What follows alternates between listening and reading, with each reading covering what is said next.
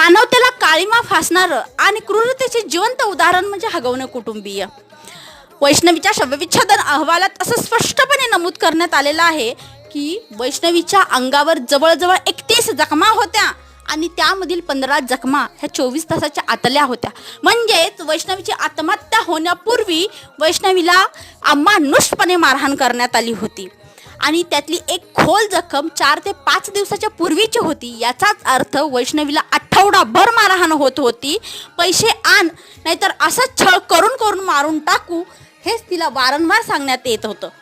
आणि मेन महत्त्वाचा मुद्दा असा की डॉक्टरांच्या म्हणण्यानुसार वैष्णवीला आठवडाभर मारहाण करण्यात आली होती. तिचा एकही बॉडी पार्ट असा शिल्लक नव्हता ज्यावरती तिला जखम नाही आहे.